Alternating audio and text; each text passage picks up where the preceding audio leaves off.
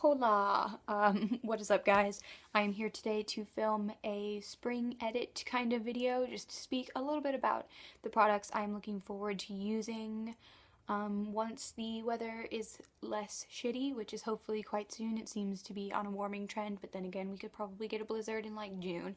So, let's not put the cart before the horse there. So, first up, I will go for foundation or base, and I'm currently using this, but I just wanted to speak about it because I can foresee myself continuing to use it come spring and probably summer as well. This is the Tarte Amazonian Clay Full Coverage Airbrush Foundation. So basically this is just a mineral powder. I'm in the shade Fair Light Neutral.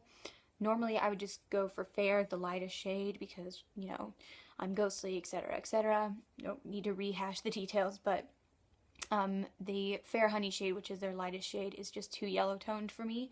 So this actually sits a little bit better with my skin, and basically it's got this nice little mesh cover there. It doesn't have anything on my finger, but it kind of stops it from being too messy, and I just use my Real Techniques buffing brush, and this just has a nice kind of enhancing but very natural look to it. I would not say it's full coverage. You could probably build it up to a fairly, you know, well covering base, but you can use this kind of, it's very buildable, it's customizable as to how much coverage you want, and it always looks natural. And I think the packaging, like the original box packaging, says that it's a moisture rich powder, and I would agree. It has some shimmer particles in it that I noticed when I swatched them on my wrist at Sephora, but on the face it does not transfer at all, and it just looks healthy and glowy all day, even though it's a powder, and it looks more natural, I think, than a typical liquid foundation. So I would highly recommend this.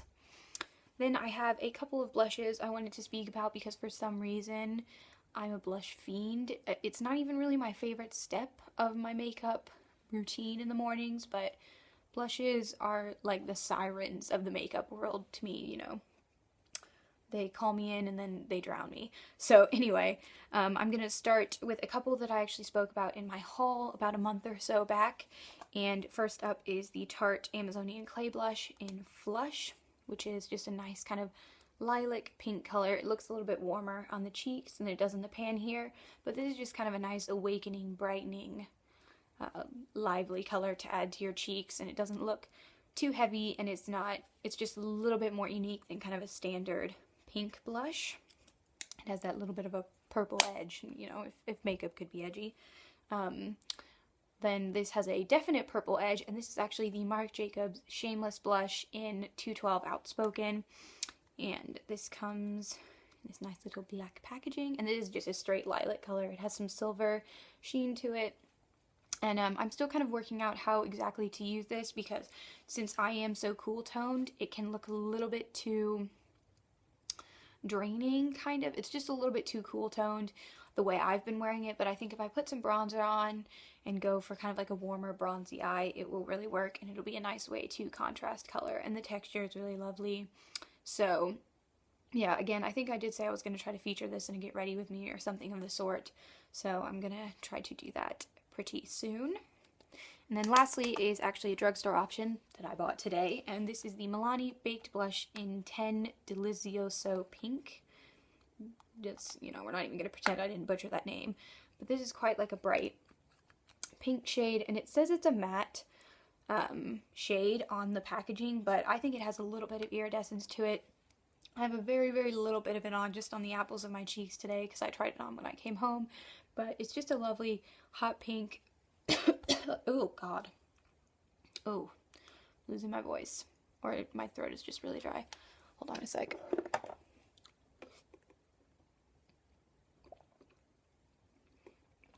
Oh god, okay, that's better. Yeah, this is a really soft texture. It's not chalky at all. The only issue I see is that because this middle part here is mobile, and the texture of the blush, god, okay. The texture of the blush is so soft that it is prone to breakage, so probably not good if you are a heavy traveler, but still a really nice color and texture all the same. Then I have a couple of things for eyes. Both are Revlon and both are basically identical in color. You will notice a theme of this kind of purpley lilac color emerging. But anyway, First up is the Colorstay Smoky Shadow Stick in 210 Flare. And I mostly bought it for this side, which is a lilac kind of cream shade with slight blue iridescence to it, because it reminded me of the Urban Decay Shadow Pencil in Morphine. It's, I think, slightly less vibrant, but, you know, it's a good way to brighten the eyes without using kind of like what I typically go for, which is a champagne color. And then it has this kind of plum shade over here. I'm not going to take it out because mine is broken, but I don't ever really use that shade because I'm not one for putting on like dark liner all the time, but still a really nice texture all the same, and color obviously. Then I have the Colorstay Quad in 530 Seductive, which exactly is what makeup is to me. Ooh, we'll just skip over that sentence, pretend I didn't say it. Anyway, it's got this kind of frosty, almost white lilac color, then another lilac shade with a little bit more punch to it, and then this nice matte violet shade, and then kind of a deep, slightly cool toned plum here.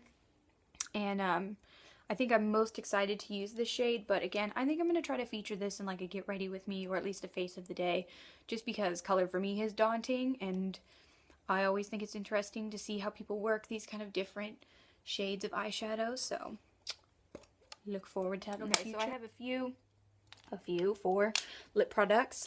First up, I'm not going to speak about this one too much because I think you guys did see it in my haul, but this is the YSL Glossy Stain from that Rebel Nudes collection, and I believe it's number 108, but I know it's called Violine Out of Control. So it's this nice kind of bright, light violet color. Really nice. Staying power is nice. Finish is nice. Does stain the lips. Pretty expensive. I think it's $34, but still a unique shade, something that you'd be less likely to find at a budget price. Then I have 3 lipsticks, which I actually have swatched here, so I'm not going to take them out of the bullet because you can see them. But this one here is Revlon Stormy Pink, which is number 11, and it's a matte shade. Then I have the Maybelline Color Whisperer in Ola Lilac, which is number 90, which is just kind of a tinted balm. And then a L'Oreal Color Riche lipstick in the shade, what's the number? 251, Wisteria Rose. So, shades of pink and purple here for spring. So just so you can see what the packaging looks like, this is Revlon Stormy Pink, L'Oreal Wisteria Rose, and Maybelline Ola Lilac. Then I have 2 nail polishes to show you. Again, something else you saw in my haul, but it's just so damn spring appropriate that I couldn't not speak about it. This is the Maybelline Color Show in Lust for Lilac, which is number 165. Not great in application, but once you get the coats on, the color's really pretty, so I overlook the lack of quality. And then I have a Sephora Formula X nail polish in Over the Top, and it's just kind of a nice creamy lime color. I've not tried this formula, so I think I'm probably going to try to do a review on it just because I am intrigued as to whether or not they did a good job revamping their nail polish line, because they used to use OPI. But yeah, I just thought this was kind of a different shade. It's definitely different in my collection, but quite nice, I think. And then I thought I would round things off with a fragrance. So I have the Royal Apothic fragrance in the shade Holland Park, and first of all, the packaging is adorable. And this is just a half-ounce little spray bottle, and it was $15. You can buy this at Anthropologie, and I will link their website below directly to this perfume so you can read the notes.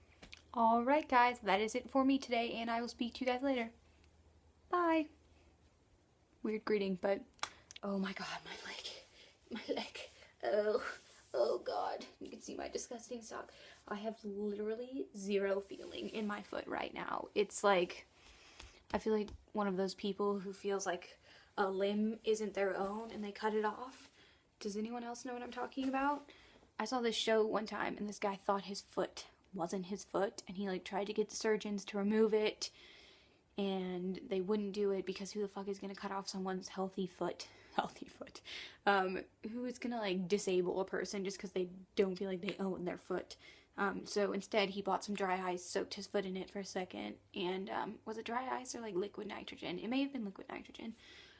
But he basically stuck his foot in it and then sawed it off.